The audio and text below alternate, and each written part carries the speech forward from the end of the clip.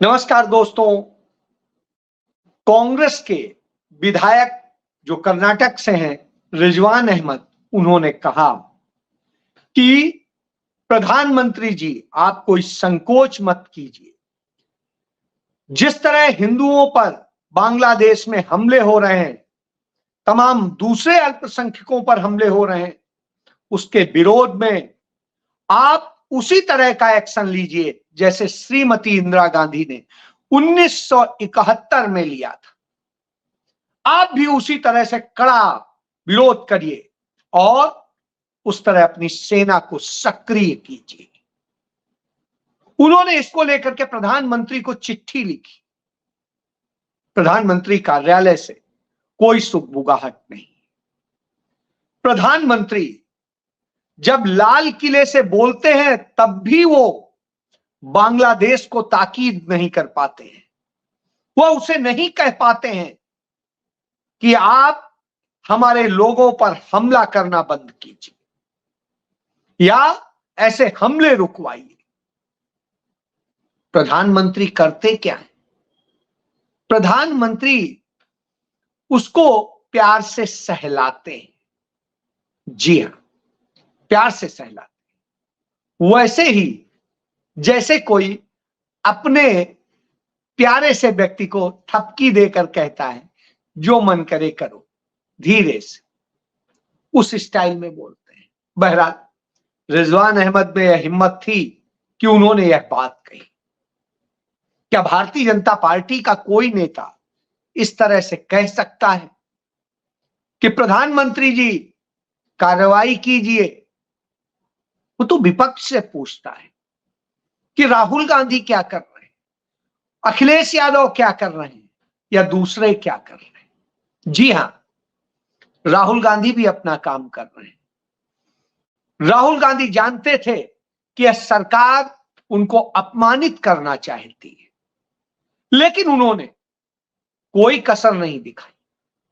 वो पहुंचे लाल किले पर, गए कार्यक्रम में, क्योंकि राष्ट्र का कार्यक्रम था।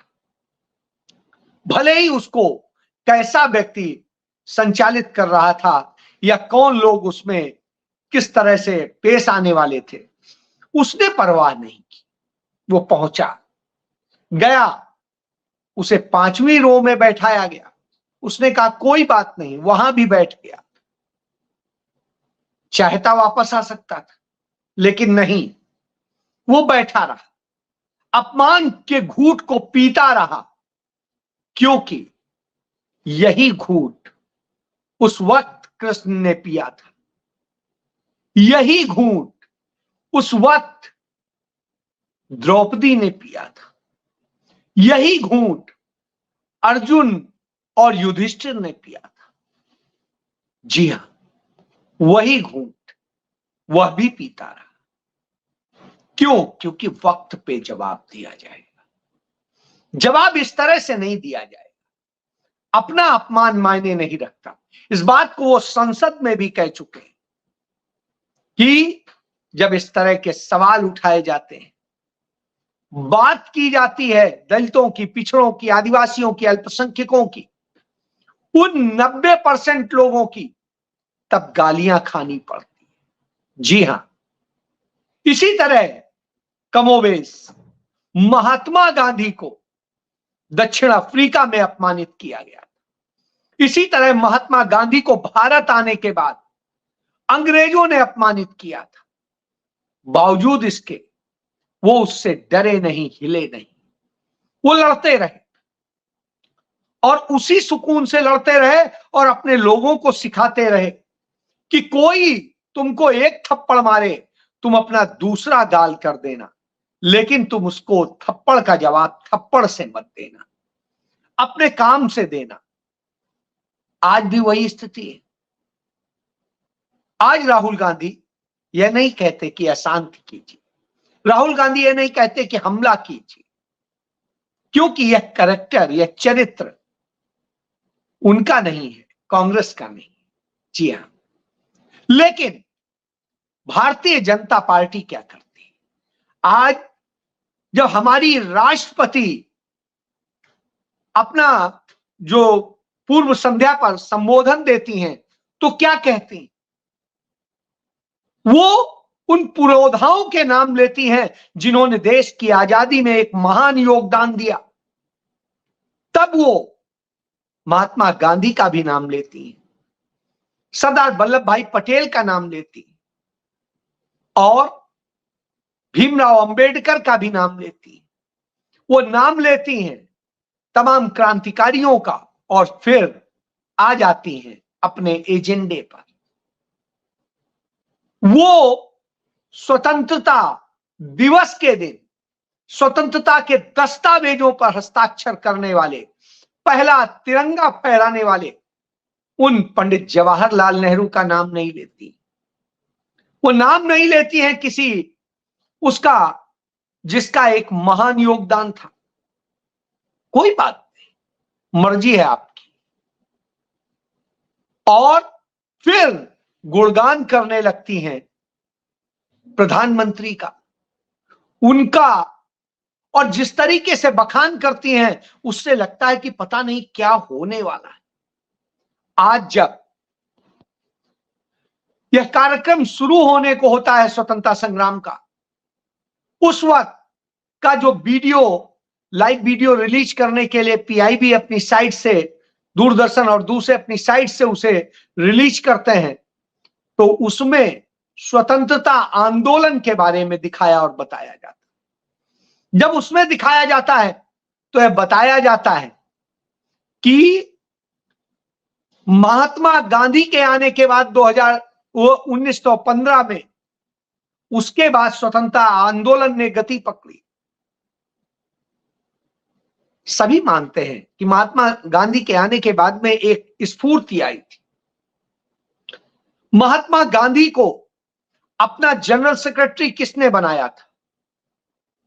जब पंडित मोतीलाल नेहरू राष्ट्रीय अध्यक्ष बने तो उन्होंने महात्मा गांधी को कांग्रेस पार्टी का जनरल सेक्रेटरी बनाया और कैंपेनिंग कमेटी का प्रमुख बनाया। तब महात्मा गांधी ने विदेशी कपड़ों की होली जलाने का काम शुरू किया, स्वदेशी अभियान छेड़ा और पंडित जवाहरलाल नेहरू ने सबसे पहले अपने विदेशी कपड़े जला करके, कीमती कपड़े जला करके खादी धारण की थी और उस दिन के बाद उन्होंने कभी विदेशी कपड़े नहीं पहने। पहली बार वो जेल गए, उनसे कहा गया कि आप मोतीलाल जी के बेटे हैं, आप माफी मांग लीजिए, आपको हम फ्री कर देंगे। उन्होंने स्पष्ट मना कर दिया, कहा जो सजा देनी है दे दीजिए, मैं माफी नहीं मांगूंगा। और उसके बाद वह हुआ। लेकिन जो इसमें दिखाया गया उसमें कहीं पर उनका जिक्र नहीं होता है। महात्मा गांधी के बाद में यह बताया जाता है कि सरदार वल्लभ भाई पटेल के नेतृत्व में पूरा आंदोलन चला आजादी का, और फिर जब पूर्ण स्वराज का प्रस्ताव पारित हुआ था, पंडित जवाहरलाल नेहरू अध्यक्ष थे, उनकी अध्यक्षता में यह प्रस्ताव पारित हुआ था। और जब यह प्रस्ताव पारित हुआ था तो उस समय उनके जनरल सेक्रेटरी जो थे वो सरदार वल्लभ भाई पटेल थे। और यह प्रस्ताव पंडित जवाहरलाल नेहरू ने अपने पिता की सोच के विपरीत, जो कि उसके पहले राष्ट्रीय अध्यक्ष थे, उनसे अलग पास किया था। उस समय निश्चित रूप से एक बहुत बड़ा क्रांतिकारी कदम था, यह बड़ी बात थी, जिसने इस देश में अंग्रेजों को भारत से भगाने का प्रस्ताव पारित किया। उनका जिक्र तक नहीं उस जगह आता है। उसके बाद जब देश की आजादी मिलती है, दस्तखत होते हैं, सब कुछ होता है, उस वक्त में वो तस्वीर भी पंडित नेहरू की ऐसे दिखाई जाती है कि उनका चेहरा ना दिखे और उनका नाम कहीं नहीं लिया जाता है। देश आजाद हो जाता है, उसके बाद फिर जो विकास होता है वो नरेंद्र मोदी के शासनकाल में होता है। उसके पहले 1947 से लेके 2014 तक कुछ नहीं होता है। यह मैं नहीं कह रहा हूं, यह भारत सरकार का वह वृत्तचित्र कह रहा था। जो दिखाया गया पीआईबी के उसमें, आप भी देखिए। बहरहाल हम उन्हीं की बातों पे चले जाते हैं। आज स्थिति क्या थी? नरेंद्र मोदी झंडारोहण करने गए और झंडा तक नहीं खोल पा रहे थे, और अंत में उनके साथ जो महिला सेना अफसर थी उसने झंडारोहण किया। एक प्रकार से नरेंद्र मोदी सिर्फ हाथ दिखाते रहे। इससे समझा जा सकता है कि एक झंडे का जो झंडारोहण नहीं कर सकता वो क्या करेगा। तो उनके बखान भी इसी तरह से और सोच भी उसी तरह से थी। आप किसी को 5वीं पंक्ति में बैठाएं या किसी दूसरी पंक्ति में, पहली पंक्ति में, कोई फर्क नहीं पड़ता है। हमने देखा है इसका संदेश प्रकृति देता है। ध्रुव तारा होता है, तमाम तारे होते हैं, तारामंडल में एक ध्रुव तारा होता है, वो अलग ही नजर आ जाता है। और वैसे ही राहुल गांधी अलग नजर आ जाते हैं। उनको किसी नरेंद्र मोदी की सरकार की पहचान की आवश्यकता नहीं है। वो कुछ नहीं थे तब भी राहुल गांधी थे, आज हैं तब भी राहुल गांधी हैं। नरेंद्र मोदी जब कुछ नहीं थे तो कोई नहीं जानता था, कोई नहीं पूछता था। मैंने नरेंद्र मोदी को खुद देखा है 1999 में, जब वो पंजाब में हुआ करते।